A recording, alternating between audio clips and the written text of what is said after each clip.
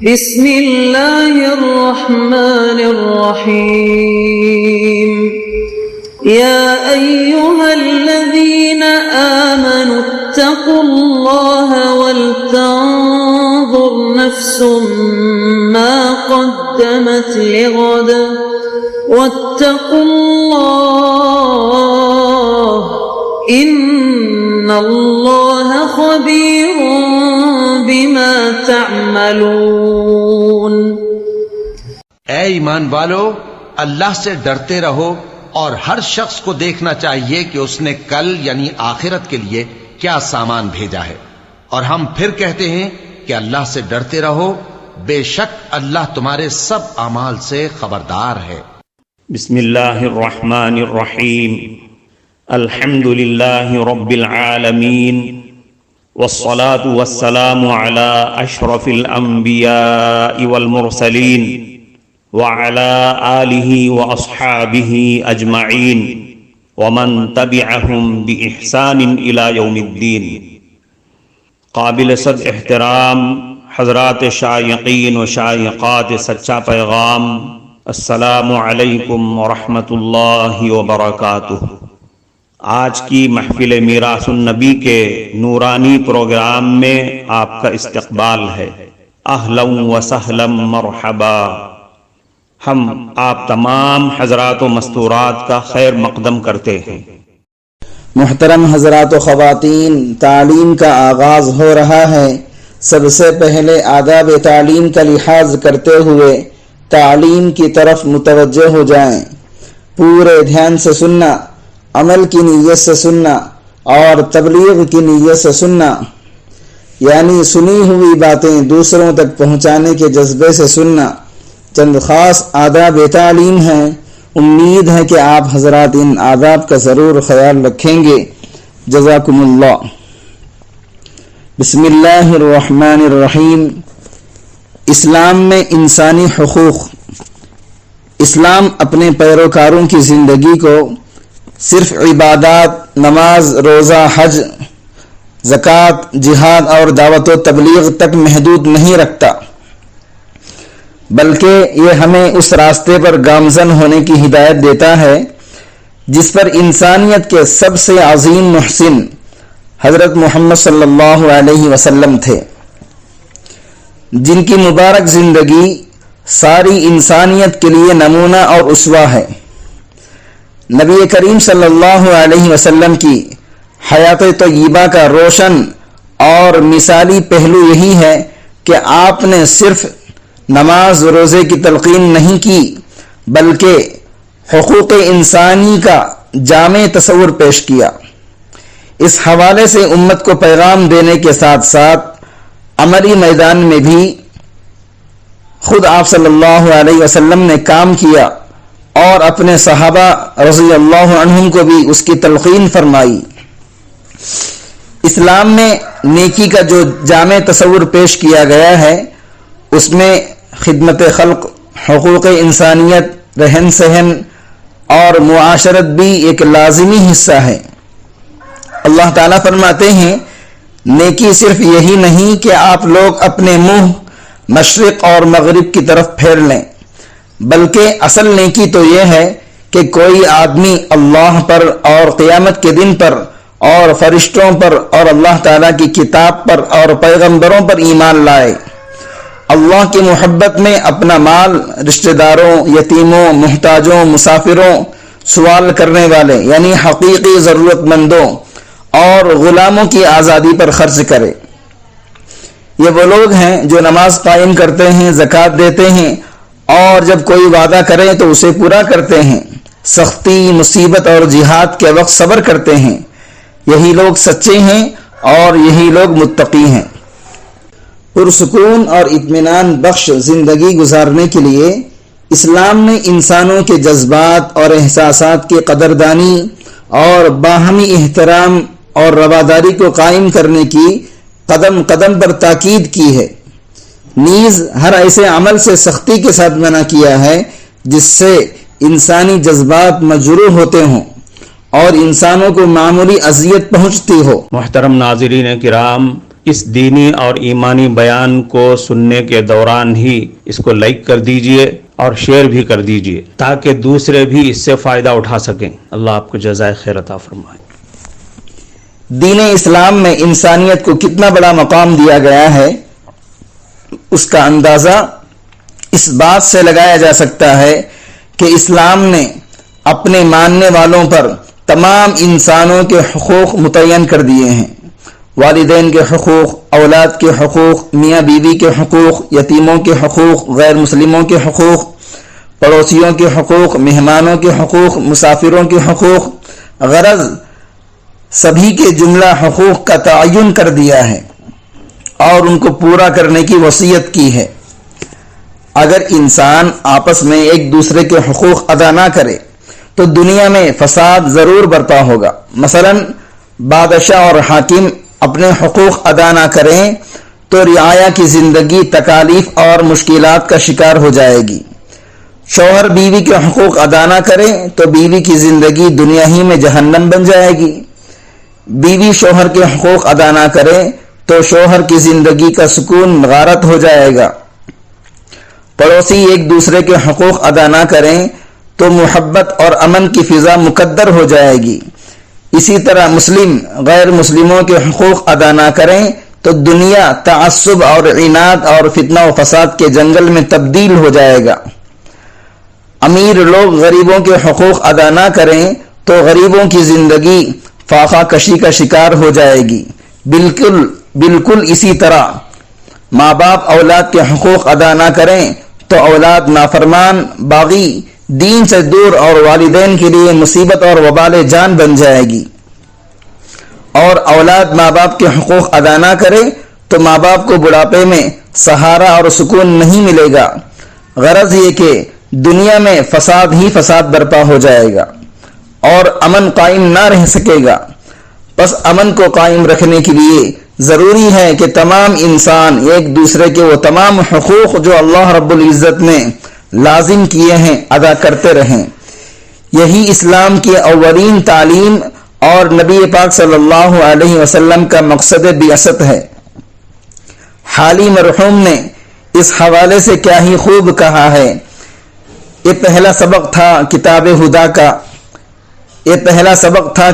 خدا کا کہ ہے ساری مخلوق کنبہ خدا کا، وہی دوست ہے خالق دوسرا کا، خلائق سے ہی جس کو رشتہ ولا کا، یہی ہے عبادت یہی دین و ایمان کہ کام آئے دنیا میں انسان کے انسان۔ آج ہمارا اصل المیہ یہ ہے کہ قرآن کریم کی تعلیمات سے ہم خود بھی آگاہ نہیں ہیں اور دنیا کو بھی ان سے آگاہ کرنے کی ضرورت ہمیں صحیح طور پر محسوس نہیں ہو رہی ہے، ورنہ حقوق کا جو جامع اور متوازن تصور دین اسلام نے دیا ہے، دنیا کے کسی نظام میں اس کا کوئی متبادل نہیں ہے۔ آئیے اختصار کے ساتھ دین اسلام کے صرف معاشرتی حقوق پر ایک نظر ڈالی جائے۔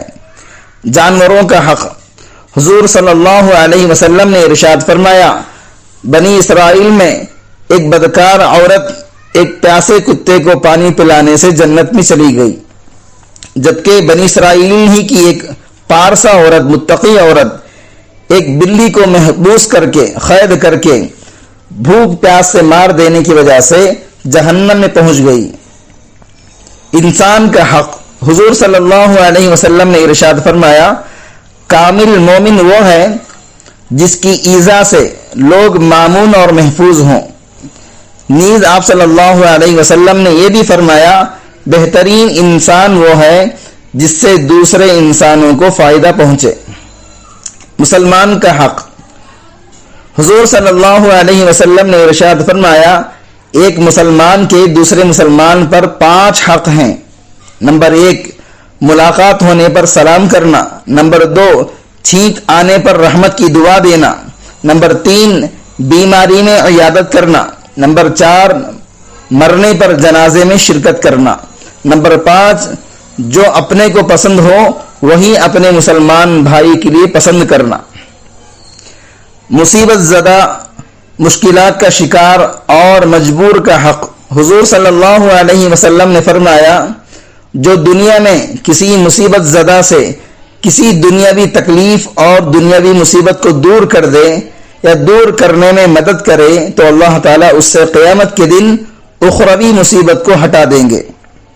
نیز جو دنیا میں مشکلات میں گھرے ہوئے کسی انسان کے لیے آسانی پیدا کرنے کی کوشش کرے تو اللہ تعالیٰ اس کے لیے دونوں جہاں کی آسانیاں پیدا فرما دیں گے، اور اللہ تعالیٰ اس بندے کی مسلسل مدد فرماتے ہیں جو کسی اپنے بھائی کی مدد کرتا ہے۔ ماتحتوں کا حق، حضور صلی اللہ علیہ وسلم نے ارشاد فرمایا، جس کسی کا کوئی غلام ہو تو اس غلام کو وہی لباس پہنائے جو خود پہن رہا ہے، وہی کھانا کھلائے جو خود کھاتا ہے، ان کے ذمے اتنا کام نہ لگائے جو اس پر غالب آ جائے، اگر وقتی ضرورت سے ایسا کیا تو پھر اس کا ہاتھ بھی بٹائے، یعنی اگر غلام کو بہت زیادہ اگر کام دے دیا ہے، غلام وہ کام نہیں کر سکتا ہے تو مالک کو چاہیے کہ غلام کی مدد کرے۔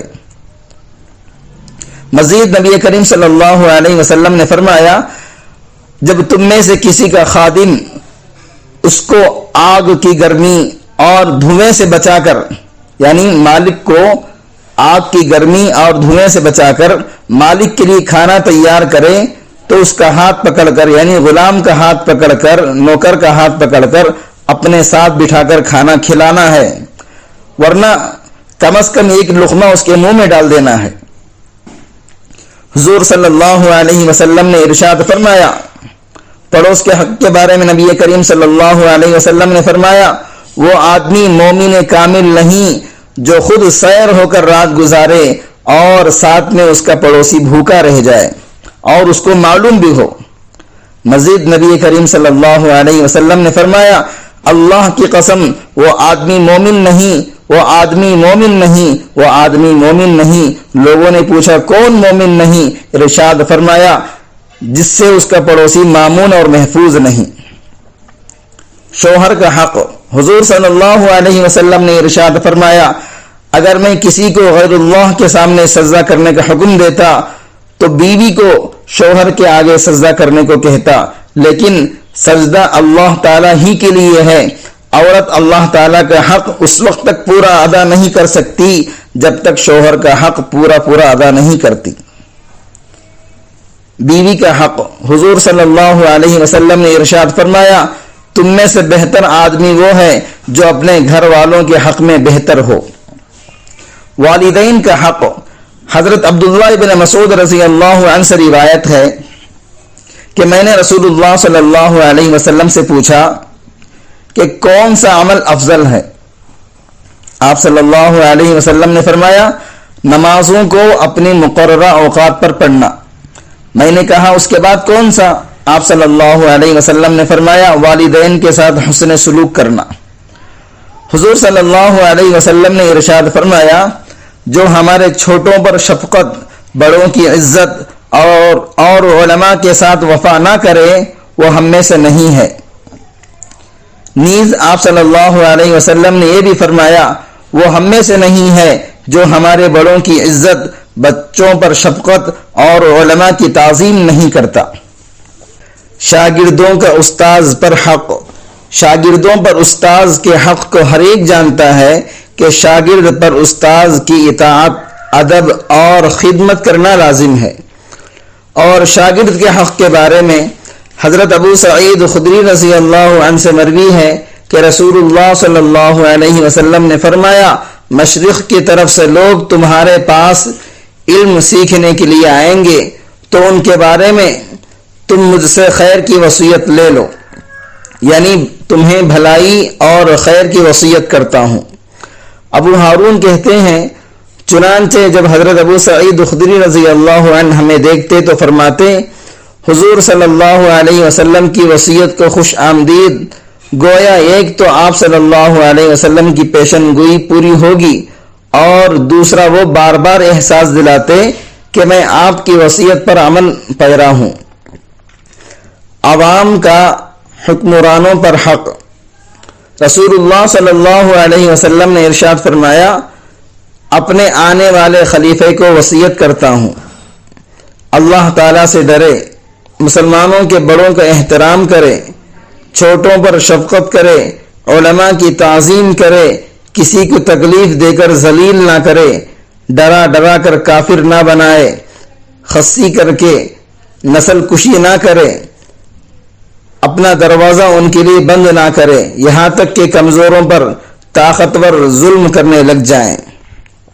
اختصار کے پیش نظر یہاں بطور نمونہ صرف چند ہی حقوق پر اکتفا کیا گیا ہے، ورنہ معاشرتی حقوق کی تفصیل میں علماء کرام نے مستقل کتابیں لکھی ہیں۔ علم کا ذوق اور عمل کا شوق رکھنے والے حضرات ان سے مستفید ہو سکتے ہیں۔ 10 دسمبر عالمی یوم حقوق انسان۔ دوسری عالمی جنگ کی بدترین تباہ کاریوں اور اس میں بڑے پیمانے پر انسانی حقوق کی پامالیوں کے پیش نظر لیگ آف نیشن کو ختم کر کے اقوام متحدہ کا قیام عمل میں آیا، اور اس کے چارٹر میں انسانی حقوق کی حفاظت کی شق پہلے ہی سے شامل تھی۔ تاہم سرد جنگ کے خاتمے کے بعد 1993 کو آسٹریا کے شہر ویانا میں ہونے والے عالمی کانفرنس میں انسانی حقوق کے حوالے سے پروگرام آف ایکشن تیار کیا گیا، جسے Vienna declaration and programme of action کا نام دیا گیا۔ کانفرنس میں 171 ممالک اور 800 غیر سرکاری تنظیموں کے تقریباً 7000 مندوبین نے شرکت کی۔ اسی مناسبت سے ہر سال 10 دسمبر کو دنیا بھر میں انسانی حقوق کا عالمی دن منایا جاتا ہے۔ اقوام متحدہ کے انسانی حقوق کے چارٹر اور قرارداد کی روح سے دنیا بھر کے انسانوں کو ہر طرح کے حقوق، جن میں جینے کا حق، امتیاز سے پاک مساوات یا برابری کا حق، اظہار رائے کی آزادی، معاشی، سماجی، ثقافتی حقوق جن میں روزگار، سماجی تحفظ، تعلیم، صحت، ترقی اور حق خود ارادیت اور دیگر حقوق شامل ہیں، اس دن کو منانے کا مقصد انسان کے بنیادی حقوق کا تحفظ اور بہترین زندگی گزارنے کے لیے اچھے ماحول کو یقینی بنانا، نیز ایک انسان کے ہاتھوں دوسرے انسان پر ہونے والے ظلم و جبر کے خلاف آواز بلند کرنا ہے۔ انصاف کا دوہرا معیار۔ جب کبھی اسلامی ممالک میں کوئی معمولی سا واقعہ دانستہ یا نادانستہ رونما ہو جاتا ہے تو انسانی حقوق کے نام نہاد علم بردار اٹھ کھڑے ہوتے ہیں اور دنیا سر پر اٹھا لیتے ہیں کہ فلاں اسلامی ملک میں انسانی حقوق کی سنگین خلاف ورزی کی گئی، انسانی اقدار اور روایات کی سر عام پامالی ہوئی، فلاں عمل کے ذریعے مذہبی تنگ نظری کا ثبوت پیش کیا گیا وغیرہ۔ بعد ازاں اقوام متحدہ سمیت تمام یورپی ممالک کے ذریعے اس اسلامی ملک پر دباؤ ڈالا جاتا ہے کہ فوری طور پر عملی کارروائی کی جائے کہ اور فلاں مجرم یا جماعت کو کیفر کردار تک پہنچایا جائے، لیکن انہی امریکہ اور یورپ کے ہاتھوں آئے روز انسانی حقوق کی جس طرح پامالی ہوتی ہے، اس پر نہ تو اقوام متحدہ کے ناخداؤں کو اپنا فرض یاد آتا ہے اور نہ ہی انسانی حقوق کے ٹھیکیدار چین بجبی ہوتے ہیں۔ سوچنے والی بات ہے کہ کیا انسانی حقوق کے علم برداروں کو برما کے مظلوم مسلمانوں کا خون نظر نہیں آتا؟ کیا فلسطین کے مسلمان ظلم و بربریت کی چکی میں پستے دکھائی نہیں دیتے؟ کیا کشمیر کے مسلمان برسوں سے ستم زدہ نہیں ہیں؟ وزیرستان میں بے گناہ اور معصوم لوگوں کا قتل عام انسانی حقوق کی خلاف ورزی نہیں کہلاتی؟ اگر دنیا کی نظر میں مسلمانوں کے خون سے کھیلی جانے والی یہ ہولی ظلم ہے تو پھر وہ کون سی وجہ ہے کہ انسانی حقوق کے علم بردار مہر بلب ہیں؟ حاصل کلام، فی زماننا مشرق اور مغرب کے مابین جو تہذیبی جنگ چھڑی ہوئی ہے، اس میں اہل مشرق کے غالب اور ساکنان یورپ کے مغلوب ہونے کی وجہ یہی ہے کہ ایک نے اسلام کی آفاقی اور ابدی ہدایات اور احکام کو سینے سے لگائے رکھا ہے، جبکہ دوسرے نے انسانیت کا جامہ اتار کر حیوانیت کا لبادہ اوڑھ لیا ہے۔ مغربی تہذیب رشتوں کے تقدس کو کب کا خیر بات کہہ چکی ہے۔ وہاں انسانیت تو درکنار، ماں باپ، بہن بھائی، چچا ماموں، خالہ پھوپھی کا تصور تو عنخواہ ہے، نایاب ہے۔ مغرب اپنی خاندانی قدروں اور معاشرتی اکائیوں کو پامال کرنے کے بعد اب یہ چاہتا ہے کہ پوری دنیا میں اس کی دجالی تہذیب کا ڈنکا بجے۔ اس طاغوتی مقصد اور مشن کو پورا کرنے کے لیے قدیم اور جدید ذرائع ابلاغ کا بھرپور استعمال کیا جا رہا ہے۔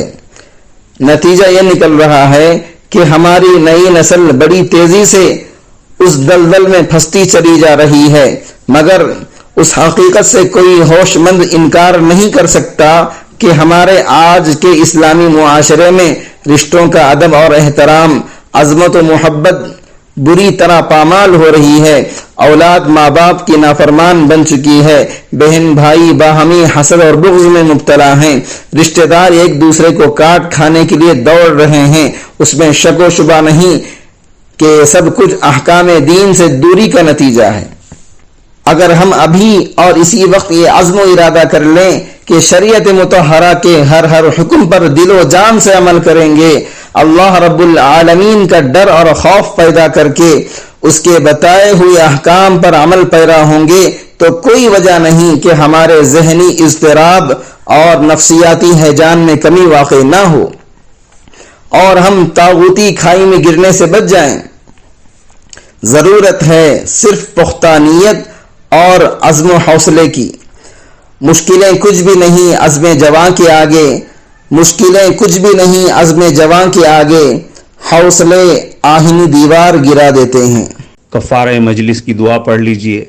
سبحانک اللہم و بحمدک، اشہد ان لا الہ الا انت، استغفرک و اتوب الیک۔ معزز حضرات و خواتین، ہم آپ کے بے حد شکر گزار ہیں کہ آپ نے محفل میراث النبی صلی اللہ علیہ وسلم میں شرکت کے لیے اپنا قیمتی وقت فارغ کیا ہے۔ اللہ تعالیٰ آپ کو خوش و خرم رکھے، آمین۔